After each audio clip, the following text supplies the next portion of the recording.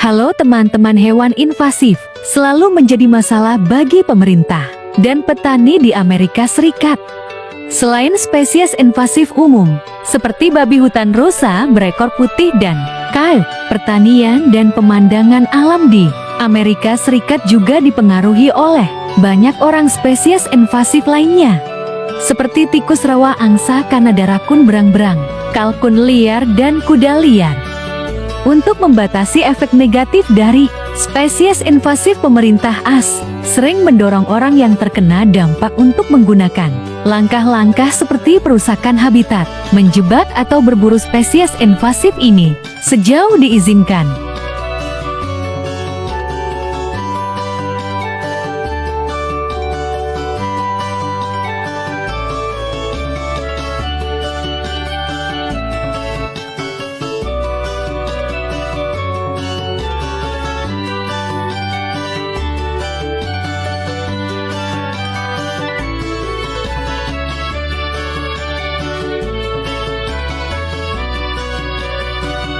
Angsa asing salah satu angsa liar paling umum di Amerika Serikat dan Amerika Utara. Diperkirakan setidaknya ada 7,3 juta angsa Kanada yang tinggal di Amerika Serikat saat ini. Dan mereka adalah hewan liar yang menyebabkan cukup banyak masalah bagi para petani dan pemerintah AS.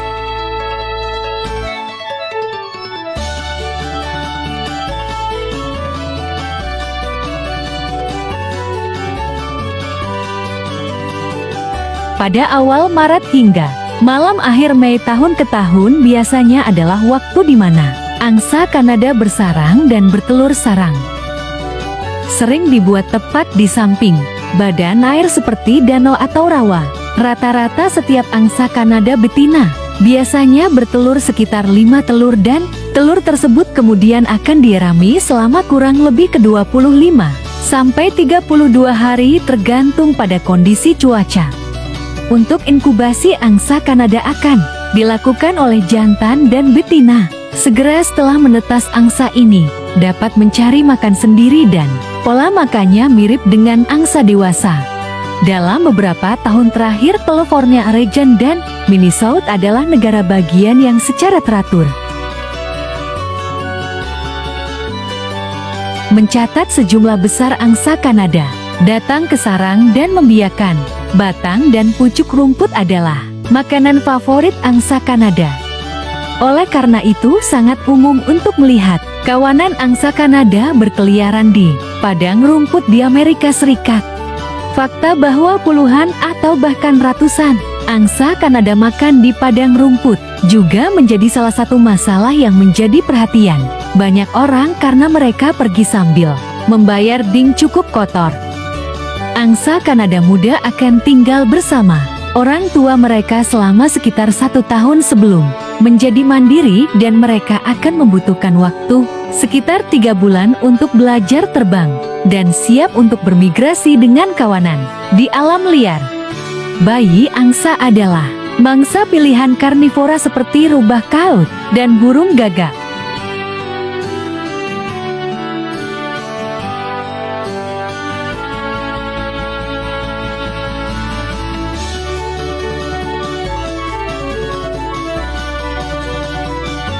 Saat ini, karena urbanisasi yang cepat di Amerika Serikat, padang rumput manikur yang luas dan kolam buatan sering menjadi tempat favorit angsa.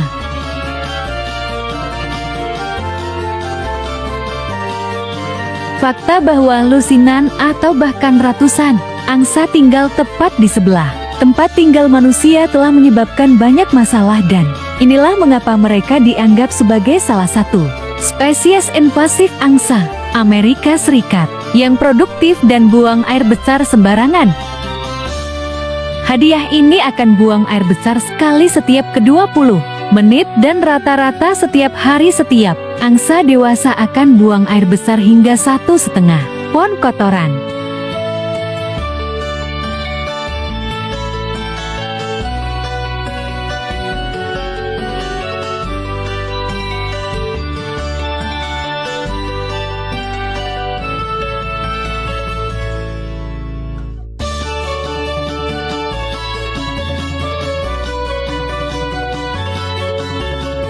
memiliki sekawanan beberapa lusin.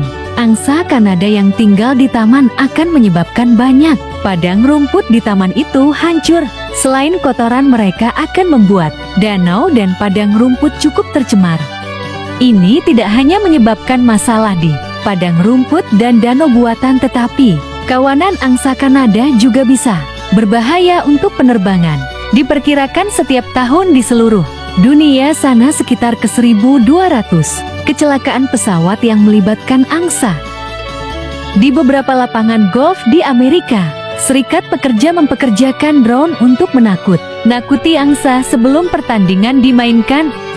Untuk masalah angsa Kanada, kita tidak dapat mengabaikan polusi suara yang ditimbulkan oleh hewan ini, sebab pada musim kawin angsa akan saling berebut hak kawin, dan inilah saatnya mereka membunyikan klakson terus-menerus. Jika Anda tidak terbiasa dengan suara tersebut, kemungkinan besar Anda akan merasa terganggu dan ingin melakukan sesuatu terhadap angsa tersebut. Setiap bulan September dan Oktober, ribuan angsa Kanada terbang ke selatan untuk menghindari hawa dingin. Selama migrasi, angsa mungkin berhenti di rumput ladang untuk mengisi kembali energi mereka sebelum melanjutkan terbang. Ini juga merupakan masalah besar bagi petani biji-bijian, karena ribuan angsa dapat menyebabkan kerusakan yang signifikan pada tanaman mereka di luar negeri. Ada banyak solusi untuk menangani angsa Kanada di Amerika Serikat, khususnya mereka mengizinkan pemburu untuk terbang. Bunuh angsa sebagai solusi yang telah mendapat banyak persetujuan dari orang-orang yang tidak bersimpati pada hewan ini.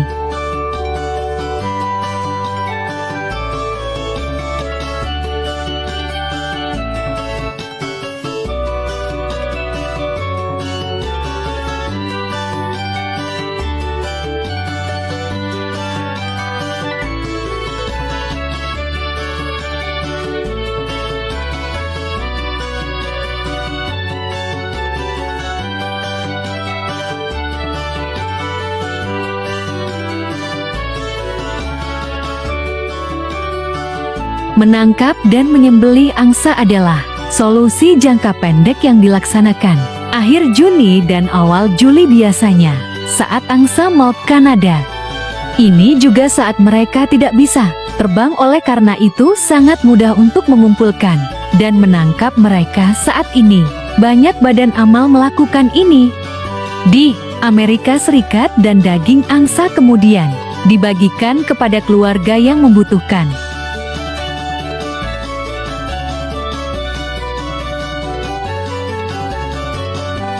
Selanjutnya kita akan pergi ke negara bagian Louisiana untuk melihat bagaimana menangani ribuan tikus rawa bekerja. Tikus rawa juga dikenal sebagai nutria, adalah tikus besar seberat 20 pon yang hidup di rawa-rawa pesisir Louisiana. Sekarang tersebar luas di seluruh Amerika Serikat Selatan. Tikus rawa dianggap sebagai spesies invasif karena mereka sering memakan akar tanaman di rawa, sampai mereka tidak memiliki kesempatan untuk tumbuh kembali. Dapat memakan petak besar rawa dalam semalam, meninggalkan air kosong di jalurnya.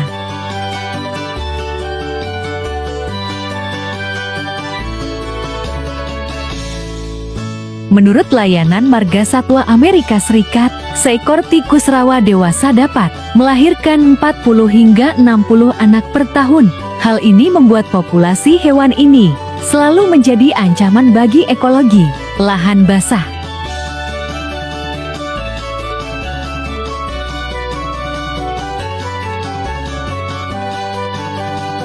Saat ini banyak taman di Louisiana yang memiliki banyak tikus rawa, dan pengunjung sering memiliki kebiasaan menyediakan makanan untuk mereka.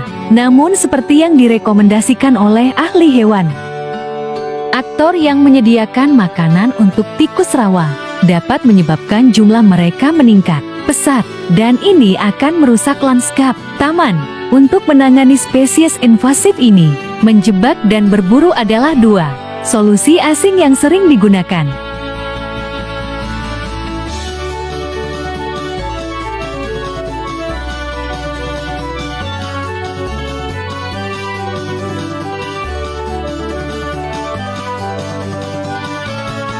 Untuk mendorong orang memusnahkan tikus rawa, pemerintah Louisiana menyetujui hadiah $6 untuk setiap tikus rawa yang dibunuh.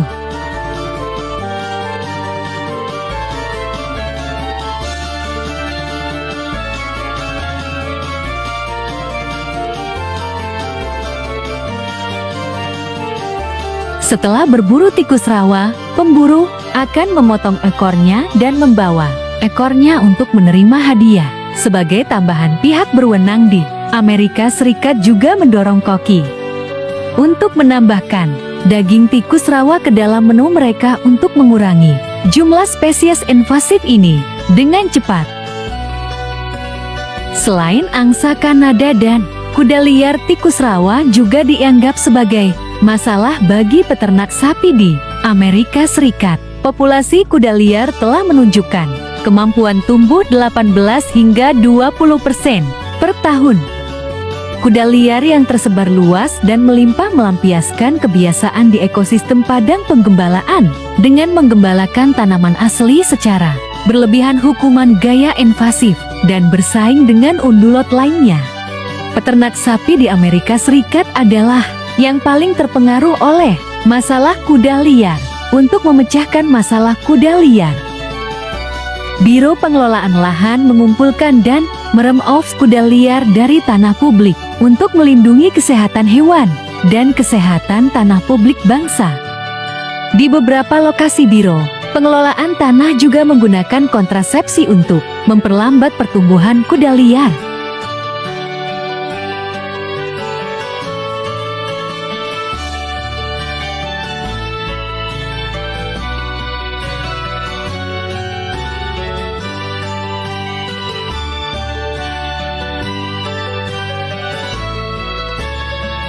Halo teman-teman saya, hari ini kita akan pergi ke negara bagian bagian timur dari Carolina Utara untuk melihat bagaimana pertanian dan peternakan bekerja di sini.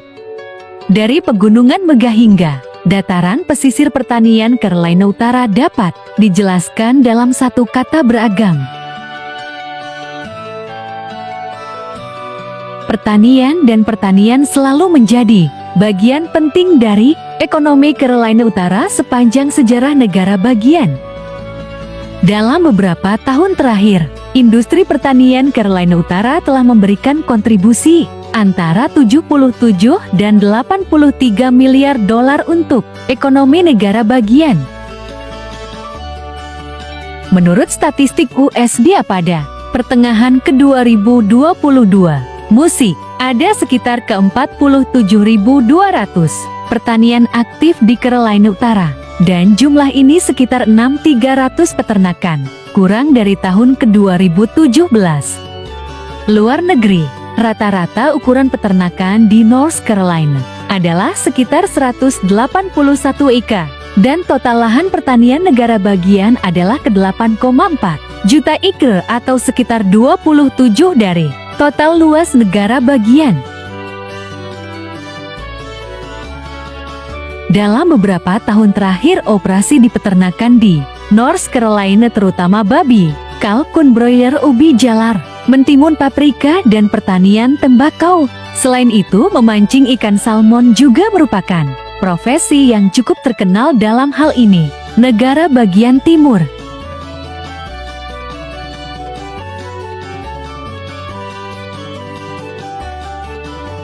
Ini adalah peternakan rusa di East County di barat laut Carolina Utara. Ada sekitar 130 rusa yang dipelihara untuk tujuan daging dan beludru rusa.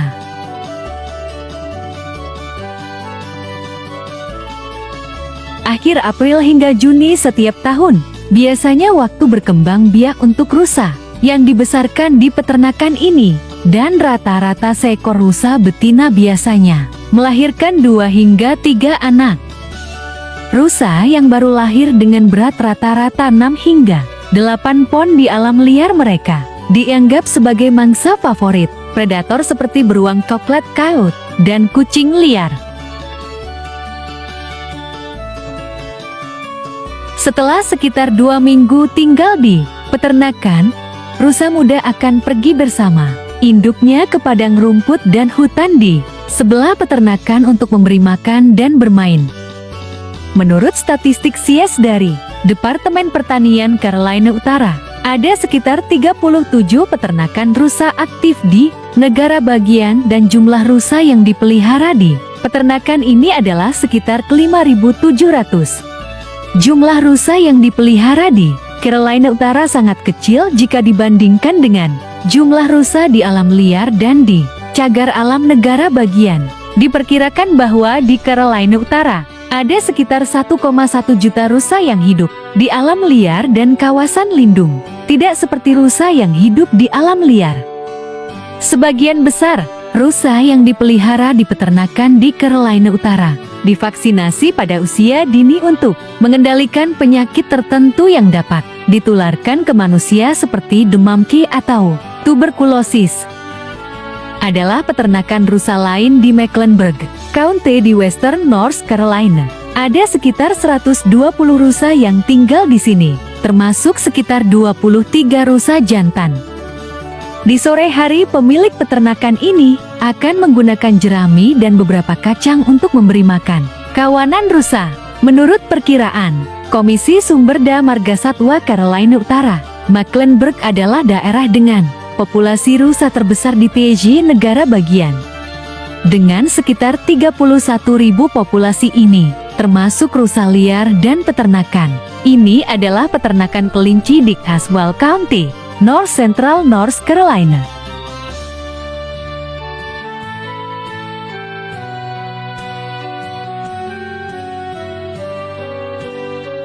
Ada sekitar 200 kelinci yang dibesarkan di peternakan jarak bebas dan mereka dapat dengan bebas berlari dan menggali di dalam pagar area.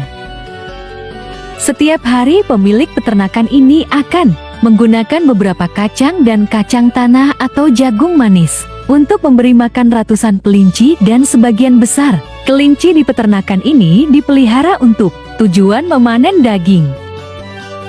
Saat ini ada sekitar ke-40 peternakan kelinci yang beroperasi di North Carolina, dan jumlah kelinci yang dibesarkan di kandang bebas hanya sedikit.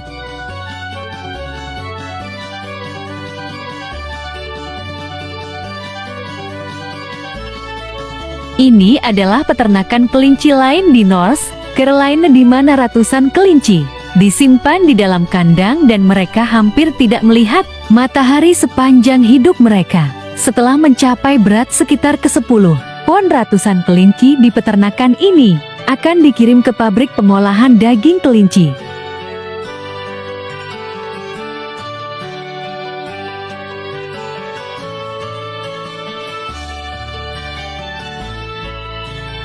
"20.000 produsen daging kelinci di seluruh negeri.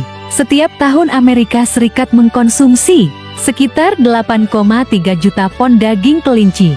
Di Amerika Serikat sekitar 890.000 kelinci disembelih setiap tahun, dari sekitar 112.000 disembelih di Pennsylvania. Selamat tinggal ternak. Peternakan kita sekarang akan pergi ke peternakan pohon Natal di Henderson County, North Carolina untuk melihat bagaimana proses penanaman dan pemanenan ribuan pohon Natal di sini berlangsung. Awal musim semi seringkali merupakan waktu ketika ribuan pohon Natal dipindahkan dari pembibitan ke peternakan untuk memulai hidup baru. Saat ini di North Carolina sana, sekitar 850 penanam pohon Natal di sekitar 41.000 eka, dan ini juga merupakan negara bagian dengan jumlah pohon Natal terbesar kedua di negara ini dengan sekitar 4 juta pohon.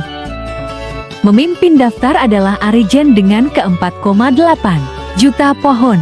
Waktu penanaman pohon Natal biasanya berlangsung dari 4 hingga 10 tahun, tergantung pada pembudidaya. Di North Carolina, fresh bulu adalah keri yang paling umum ditanam pohon emas. Menyumbang 90% dari produksi pohon Natal negara. Biasanya membutuhkan waktu sekitar 7 tahun untuk memenuhi syarat untuk panen.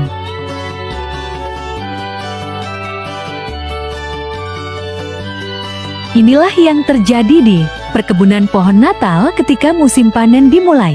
Di sini ribuan pohon Natal akan ditebang dan disampaikan ke tempat berkumpul. Saat ini di Amerika Serikat ada sekitar 15.000 perkebunan pohon Natal dengan luas sekitar 295.000 hektar penggunaan lahan. Dalam beberapa tahun terakhir hasil pohon Natal yang dipanen di seluruh negeri selalu berfluktuasi antara 21 dan ke 25 juta pohon per tahun. Setelah panen ribuan pohon Natal akan diangkut ke tempat berkumpul dengan truk. Beberapa peternakan atau benar-benar menggunakan helikopter untuk mengangkut pohon.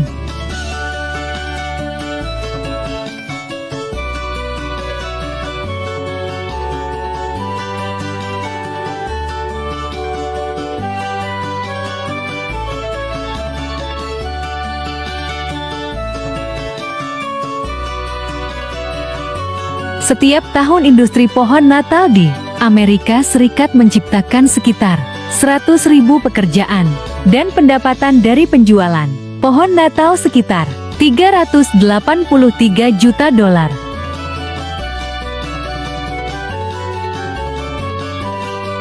Pertanian, kita tentu tidak bisa mengabaikan pertanian ubi jalar skala besar di negara bagian ini. Menurut statistik pada tahun 2021 di Carolina Utara sekitar 46.000 acre tanah pertanian digunakan untuk menanam ubi jalar. Produksi tahunan ubi jalar di negara bagian ini adalah sekitar 771.000 ton yang merupakan 43% dari ubi jalar produksi di dalam negeri. Setiap tahun pada bulan Agustus hingga Oktober adalah waktu ketika ribuan pekerja migran berduyun-duyun ke pertanian ubi jalar di Carolina Utara untuk memanen, dan rata-rata gaji yang mereka terima sekitar 11 per jam.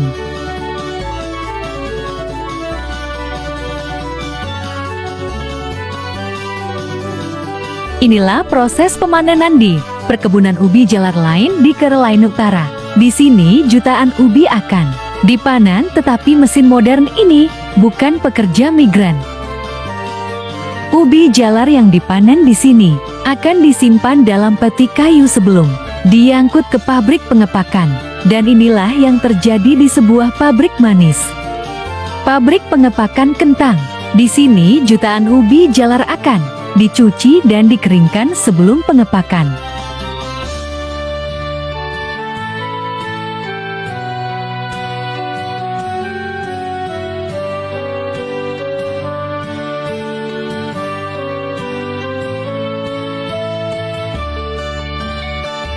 Tambahan asing untuk manis kentang. Carolina Utara juga merupakan negara bagian terdepan dalam hal produksi tembakau. Menurut statistik pada tahun ke-2021, produksi tembakau di Carolina Utara adalah sekitar 184 juta pound. Terhitung 48 produksi tembakau di negara yang menempati peringkat kedua dalam daftar ini adalah Kentucky dengan 107 juta pound, akuntansi untuk 27 dari output produksi nasional. Terima kasih sahabat Ananda sudah menonton video ini, semoga bermanfaat.